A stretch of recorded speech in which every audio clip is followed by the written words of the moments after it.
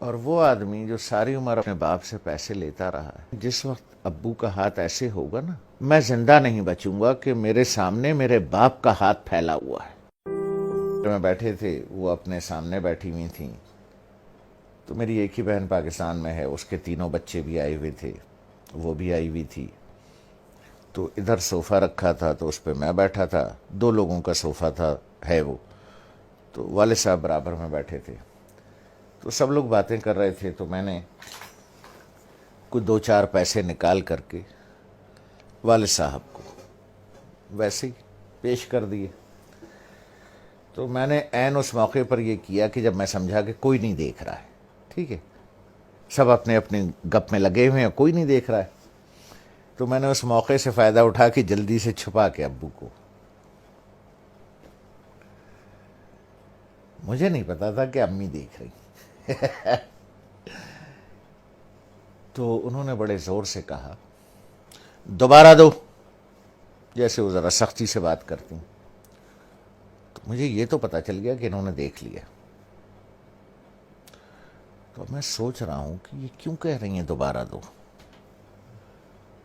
ان کا نواسا ساتھ بیٹھا تھا، حمزہ، جو ماشاءاللہ 6.25 فٹ کا ہے، اس وقت 6.25 فٹ کا تھا۔ تو مجھے تو انہوں نے بہت سختی سے کہا دوبارہ دو، اور اپنے نواسے سے کہا حمزہ دیکھو ماموں نانا کو کیسے پیسے دے رہے ہیں۔ تو میں نے دوبارہ دے دیے، تو والدہ نے کہا کہ اب اسے بتاؤ کہ تم نے ایسے کیوں دیے۔ تو میں نے کہا دیکھو بھائی حمزہ میاں، یہ میرے والد صاحب ہیں، میں ساری عمر ان کے ہاتھ سے پیسے لیتا رہا ہوں۔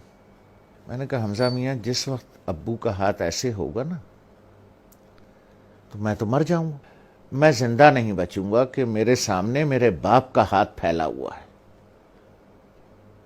اس لیے بیٹا میں ایسے دیتا ہوں یہاں رکھ کے کہ والد صاحب یہاں سے اٹھا لیں، انہیں میرے سامنے ہاتھ نہ پھیلانا پڑے۔ جس طرح سے پرانے وقتوں میں بادشاہوں کو نظر اور نیاز دی جاتی تھی نا، یوں کر کے، اور بادشاہ اگر قبول کر لے، اٹھا لے، تو وہ نیاز قبول ہو جاتی تھی۔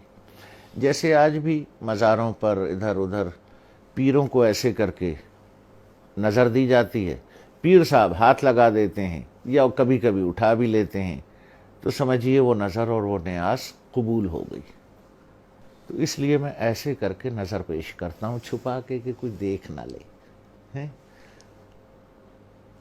کہ باپ ہاتھ پھیلا رہا ہے۔ نہیں نہیں نہیں، باپ نظر قبول کر رہا ہے، اس نے ہاتھ لگا دیا تو قبول ہو گیا۔ اب وہ حدیث مبارک کا مفہوم ذہن میں لائیں، جب سرکار رحمت اللہ عالمین صلی اللہ علیہ وسلم نے بیٹے کا گریبان پکڑ کے کہا کہ تو اور تیرے پاس جو کچھ ہے تیرے باپ کا ہے۔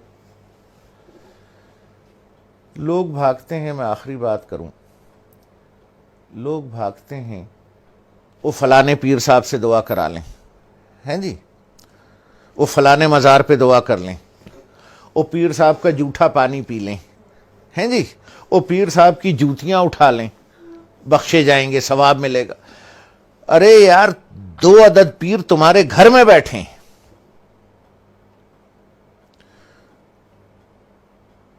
ایک عورت ایک مرد، 2 پیر تمہارے گھر میں بیٹھے ہیں یار، جا کے ان کی جوتیاں سیدھی کر، ان کا جھوٹا پانی پی، ان کے پیر دبا، پیر صاحب کے بجائے باپ کو نظر اور نیاز پیش کر، جا کے ابا کے جوتے پالش کر،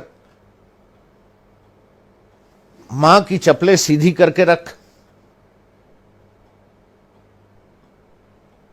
2 پیر گھر میں بیٹھے ہیں، ان کو چھوڑ کے اللہ کو ڈھونڈنے کہیں اور